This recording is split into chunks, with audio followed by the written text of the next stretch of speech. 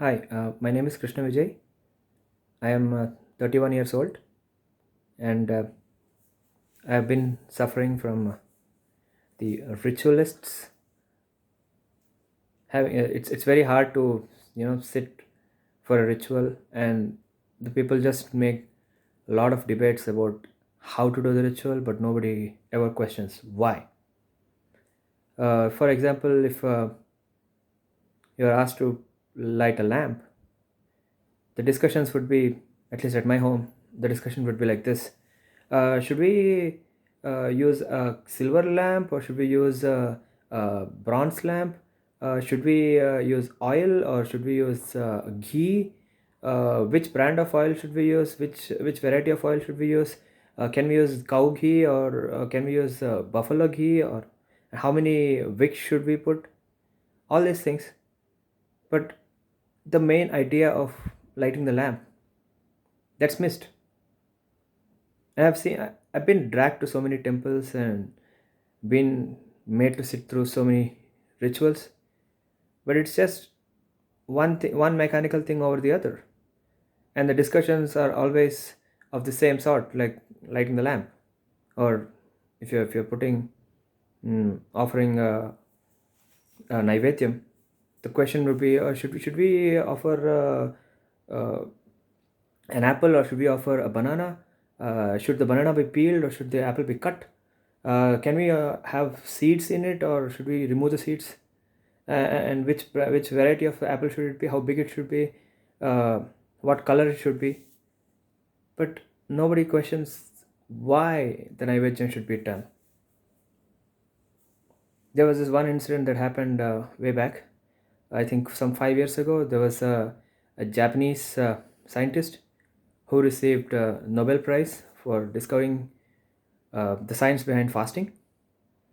And the WhatsApp was being circulated with a lot of videos.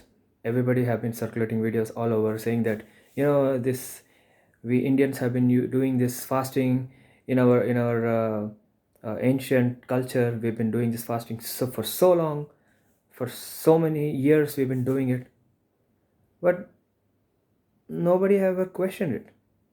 And when this Japanese guy who spent 30 years studying the science behind fasting, and he finally got a Nobel Prize, we are claiming it as it's from our history.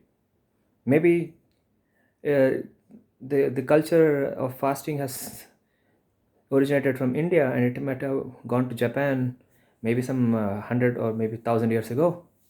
And this Japanese guy has seen his grandparents do fasting, and he might have questioned it, and he might have done all this research, and he made it his life mission to find out why people fast, and he got a Nobel Prize for that. Why are we not questioning? If it's originated in India, we Indians should question it. We should kind of figure out why, what's the science behind it. And I see that most rituals in India, the rituals are of there are like multiple different reasons behind it. There is a scientific reasoning, there is a symbolism, there is some faith in it, and despite all that, even with the even with all the practice, there's also a discipline aspect of it, of the ritual, but people don't question it, they just follow it. I see that for most people who follow rituals are like this. Imagine this: a 2-year-old person, like a small kid, is taken to a temple, and its mom tells him, "Okay, fold your hands together near your chest and bow down to the deity." And throughout their life, people who are in their 70s, they're still doing that same bowing down. I've witnessed people asking questions of this sort, these redundant questions like, why, how should we do this ritual, but nobody questions why. And the answer to how this ritual should be followed comes through questioning why this ritual should be followed. Why this ritual should be followed gives you the essence of the ritual. Once you know the essence of the ritual, you can follow the technique very well. It's kind of like asking, should I button my shirt from top to bottom, or should I start buttoning them from bottom to top? That's a redundant question. You can button it any way. But the big idea is the shirt should cover your entire body, your entire torso. And it breaks my heart seeing this. People do all these rituals. People go to a lot of temples without any, uh, they don't have any kind of questioning. They don't have any kind of understanding of what this is. You think that questioning the reason behind this ritual is blasphemy. But I've seen people who say, oh, we must go to Tirupati, and while we go to Tirupati, we must go to one temple, that there is the temple on top of the hill, and actually there are four temples on top of the hill, and then in the in on Tirumala and in Tirupati, there is like this Aluvel Mangapuram, and now that we are here, let's just get into one bus, and 2 hours away there is Srikalahasti. We should go there, and then another bus 2 hours away there is Kanipakam, which is a Ganesh temple, and then another 2 hours it's we can go to Kanchi, which is a Durga temple.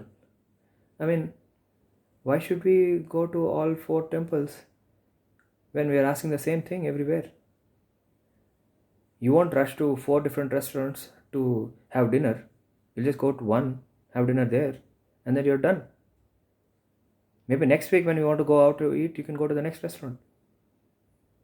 And this temple touring is not pilgrimage. And the most important questions, most serious questions people ask is, how many prasadam should we purchase? How many people are we distributing these to? What kind of ticket should we take to stand in the line? Which ticket cost has a shorter line? And they don't have any idea of, they don't have the bhav, the emotion towards the god. They don't have the faith towards the god. They don't even have faith towards the the material aspect which they take from the god. And this is something that breaks my heart, and I've been fighting for the last 20 years trying to change this in the world, and hopefully one day the change will happen.